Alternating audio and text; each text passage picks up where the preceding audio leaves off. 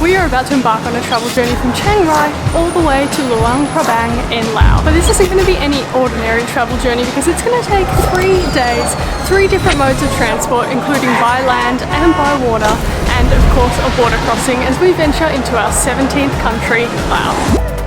After an incredible time here in Chiang Rai, it's time for us to leave for our next country. So we're off to the bus stop here, and every day we walk past these cauldron type things, and I have no idea what they're used for. Every day I wonder what that's there for. I wonder if they're used for hot pot. Maybe the cauldron is like the ultimate hot pot. Hey guys, future editing Rosh here. Just want to jump in and say that these are definitely not cauldrons. After a bit of research online, I've come to the conclusion that I think they're kind of like trash cans, so keep your hot pot away. With that said, let's get back to former stupid Rosh. Speaking of hot pot is on my mind because we had hot pot for the first time ever last night. That's in our Chiang Rai video. If you'd like to see that, I'll link it up there. She's always miles ahead of me. Just doing the short walk from our accommodation to the bus stop. If you'd like to check out our accommodation, which I would highly recommend, perfect location, only about a 3-minute walk to the bus stop. I'll put the link in the description below. Really affordable. Breakfast was included for us, so that was awesome. Highly recommend.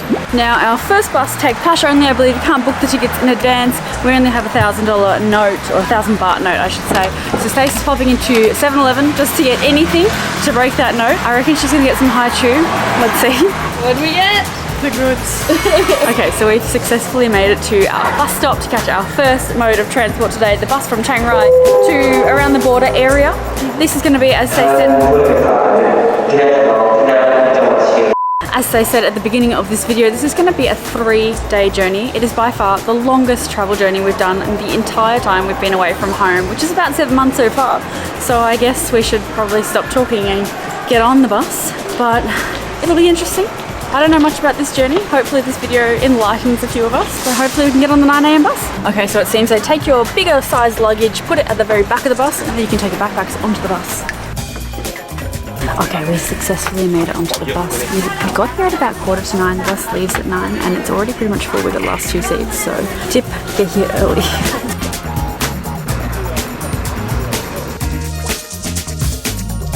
We made it! Well, not to Laos. Just the first leg of the journey. Okay, so the bus was pretty easy. Obviously we got the bus at Chiang Rai Bus Terminal 1, which is kind of the main terminal. That's where we arrived when we came from Chiang Mai. Now you don't have to pre-buy a ticket. I don't think you actually can pre-book a ticket. You just find the bus that says it's going to Chiang Khong. Confirm with the driver that this is the bus you take if you want to go to Laos. Take your luggage, hop on. I'd recommend getting there early to get a good seat or seats together. It was quite busy on our bus. Now, a lot of the information we read online is actually very outdated. So we were expecting to pay about 65 to 70 baht per person to get to Chiang Khong, but it's a bit different now. So you hop on the bus, you'll drive for about 10-15 minutes, bus driver will pull over and then he'll take payment. He had a sign asking where you were getting off and then the prices for each of those stops. So in the past, what would happen is you'd pay about 65 to 70 baht and the bus driver would drop you just outside Chiang Khong town, and from there you'd have to get a tuk-tuk to the Friendship Bridge, which is the border crossing we're doing here, the Thai-Laos Friendship Bridge number 4, and that was about 50 baht per person for that tuk-tuk.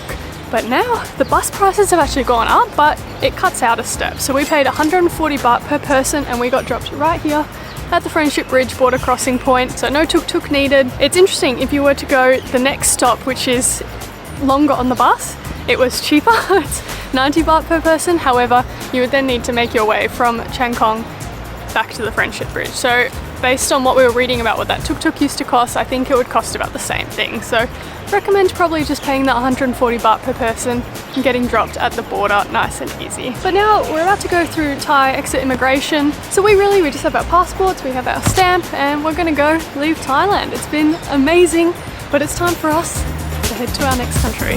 We've now officially exited Thailand. We're not in Laos yet, we're not in Thailand, we're in kind of no man's land at the moment. But now is the next step in our journey, which will be another bus.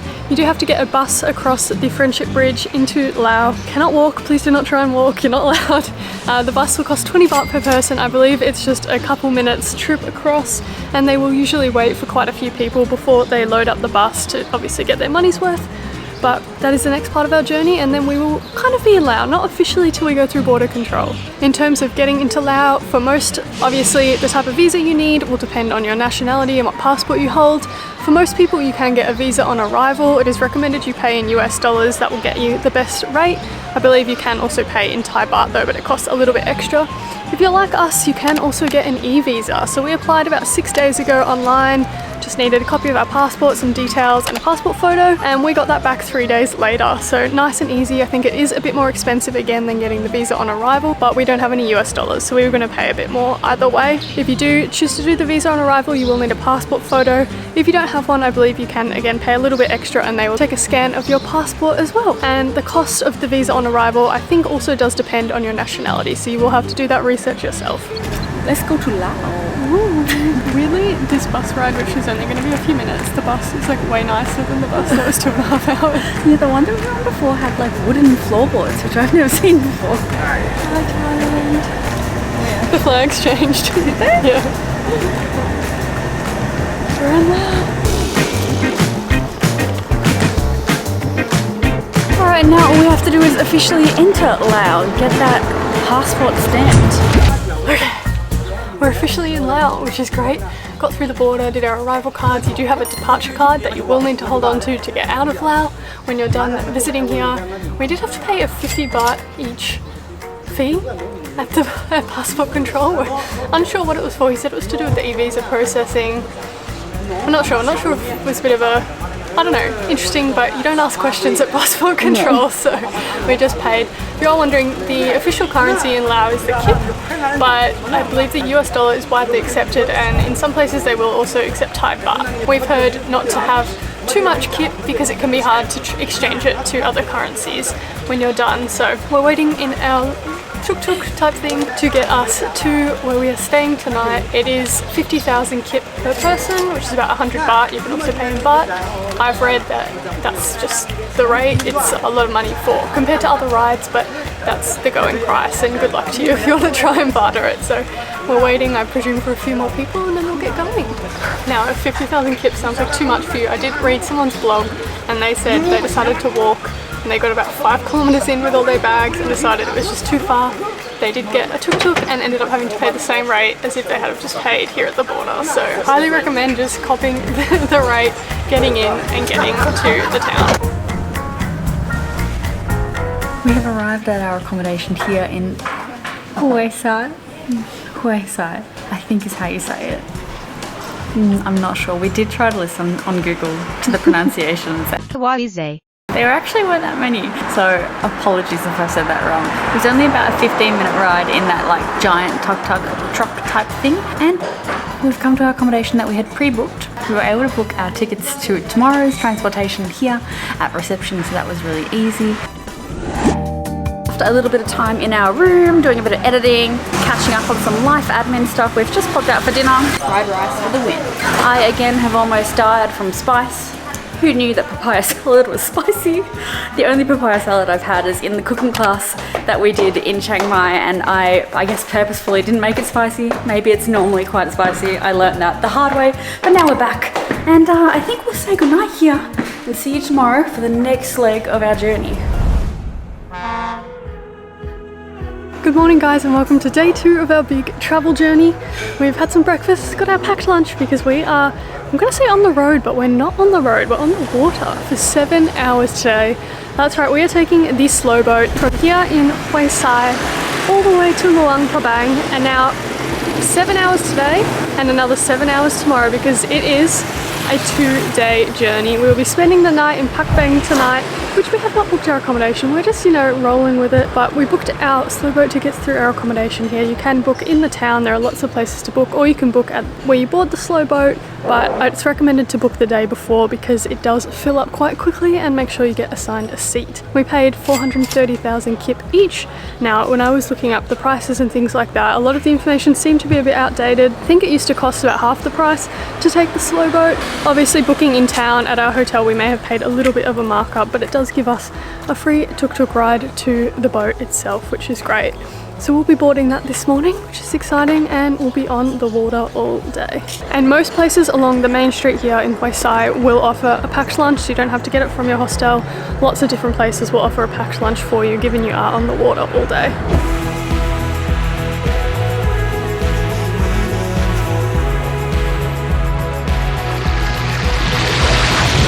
We made it to the boat, we're hopping on. It looks interesting. I think we're in for a journey. We got here about 8:30 and it's now 10:15. We still haven't left. I think we're meant to leave at 9 and people are still getting on this boat. Like, it's so full and yet people just keep coming around the corner to board the boat.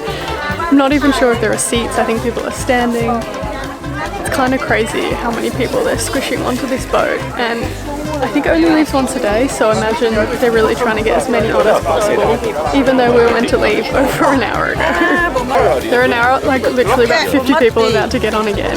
We're already so full, so definitely get here early. There are seat numbers and you do get given a seat number, but it's just a piece of paper on the seat, so once people are sitting down you can't see what the numbering is. So make sure you get here early, find your numbered seat. Definitely book your tickets the day before. But yeah, I don't understand where everyone's gonna go. I don't say. They're now putting plastic chairs in whatever space they can find.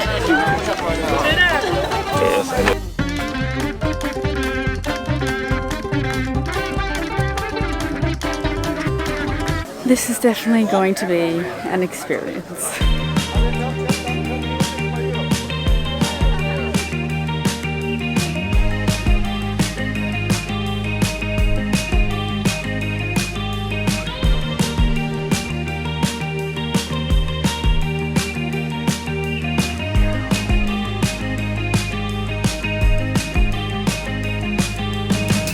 We're off, finally, only like an hour and 40 minutes late. We're just under 2 hours in. We've like pulled over. I think people were expecting to get picked up, but they seem to have been told there's no room because there is no room. We are like sardines in here, even with a seat.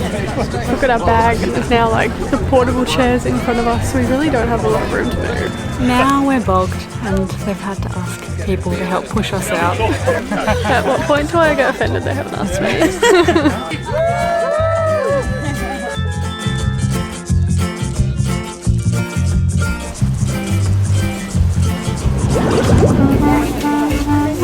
Okay, we have arrived in Pakbeng.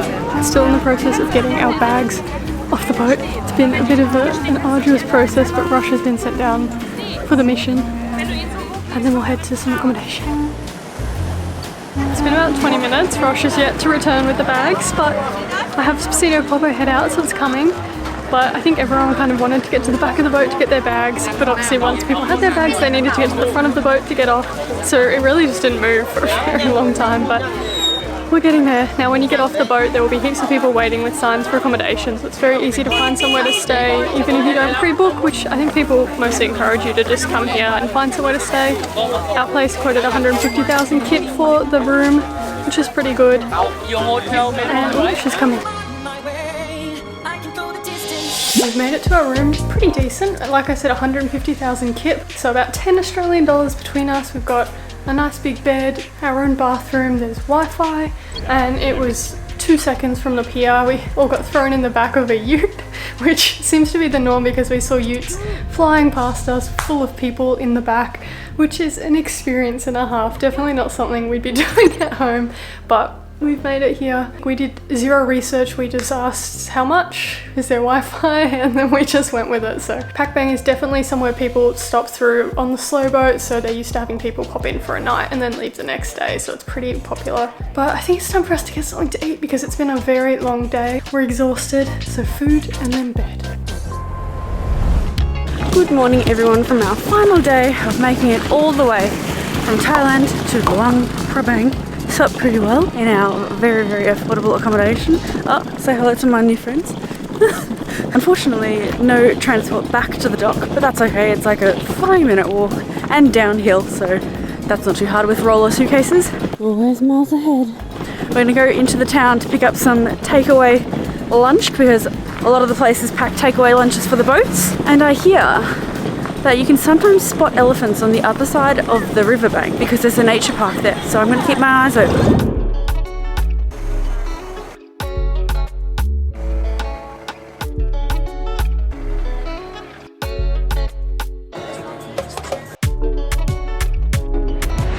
And just like that, after 3 very, very long travel days, we have made it to our final destination, Luang Prabang. Our third and final travel day was again spent on the longboat. Everyone had the same idea as us and was getting on the slowboat more than 2 hours before it was set to leave.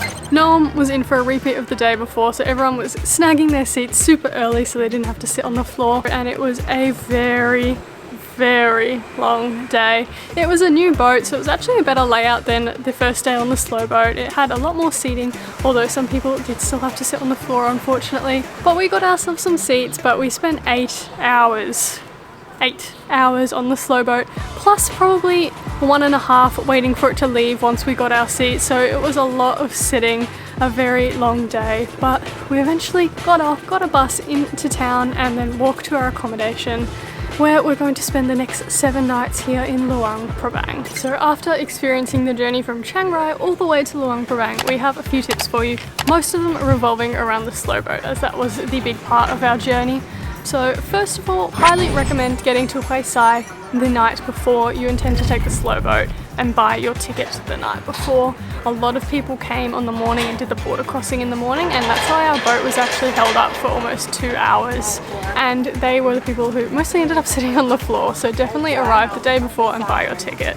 Even once you've got your ticket, you'll be allocated a seat number, but still get to the pier super early because the seat numbers were just pieces of paper on the seats. So once people sat down in those seats, you couldn't actually tell what seat was what. So get there early, get your correct seat, and then you'll be a bit more comfortable for the journey. Third tip, hold on to your ticket. They didn't really check it on our first day on the slowboat, but on the second day they did. They collected all the tickets, and if you'd lost your ticket, you had to pay the full fare again, and they were not lenient at all. So if you don't want to have to pay twice, hold on to your ticket to save yourself some extra cash. When you are in Pakbeng the night before your day 2 on the slowboat, we highly recommend pre-ordering your lunch for the next day.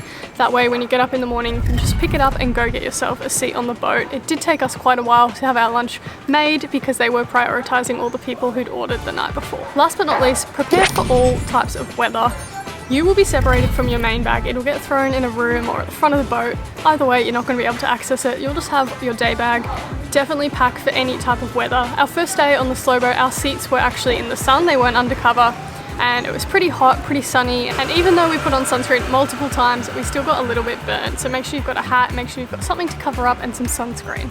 On our second day on the slowboat, it was actually really cold the entire 8 hours. Like really cold. Rosh had a jumper on, I had a puffer jacket on. I'd suggest maybe wearing pants and bringing a jumper that you can take on or off depending on whether you are in the sun or whether it is a bit chillier like it was for us.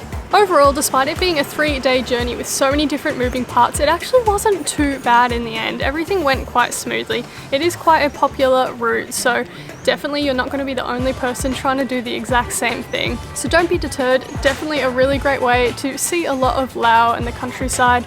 It's not the most comfortable route, but it's definitely a backpacker's rite of passage. But now that we're in Luang Prabang, we're going to spend the next week exploring this amazing city that we're visiting for the very first time. So make sure you subscribe to the channel so you don't miss our future videos. But we'll see you in the next one.